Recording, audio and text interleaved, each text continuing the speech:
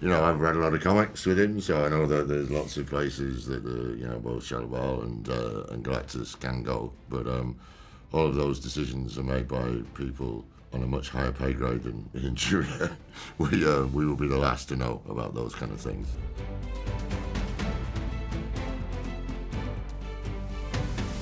Tilda Swinton once told me when she was, shooting the first Narnia movie back then, that she was not playing a strong, empowered woman. She was a force of nature.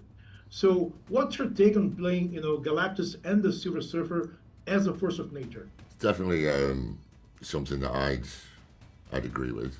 I wouldn't disagree with Tilda Swinton on anything No, anyway. not with anything. No, She's but fab. once again, she is absolutely right. Yeah, Galactus is definitely a lot in those terms. He is a force of nature. He's 14 billion years old, so far distant from humanity, or so far advanced beyond kind of normal human thinking that he is a force of nature. Not Yeah, I think also too with having that kind of when you think of force of nature. I mean, for me, I always just think of clarity.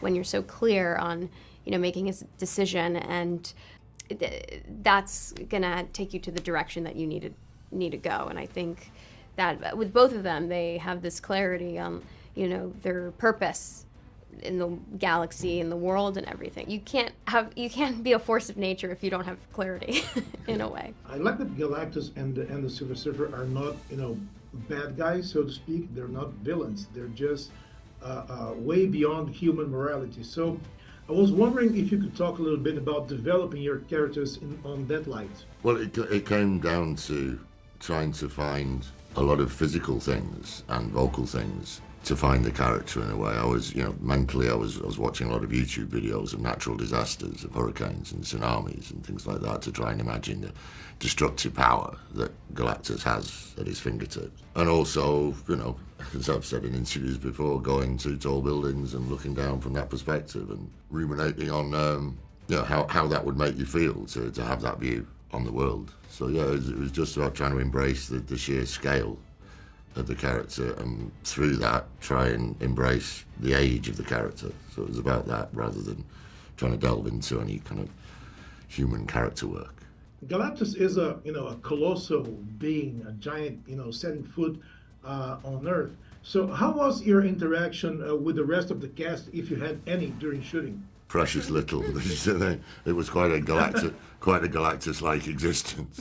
I'd be on my own with my fantastic crew, who would help me work the suit on set. But as far as getting to work with the other actors, I've had precious little time doing that. They existed to me as little crosses of tape on the studio floor. That's as real as most of the cast got to me when I was filming.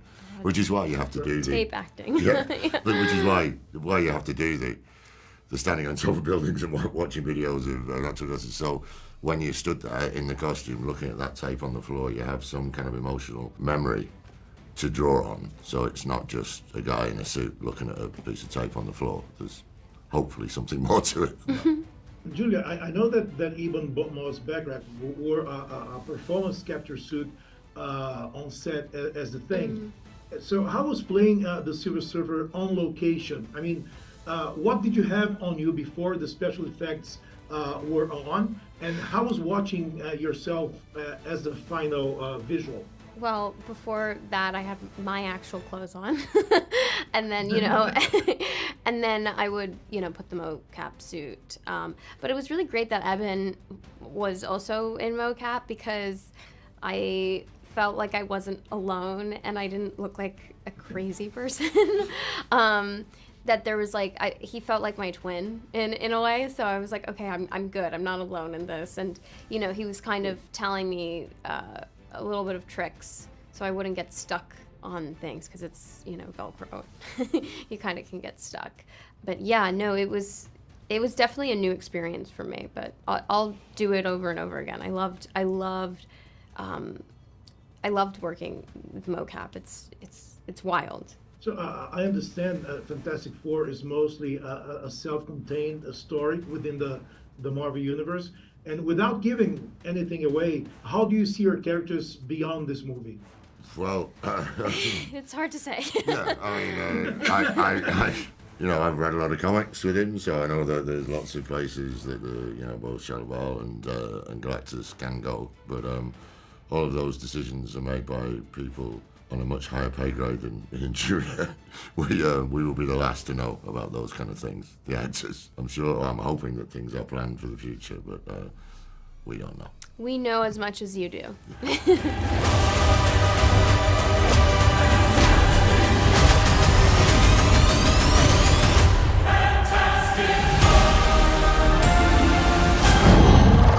Wow.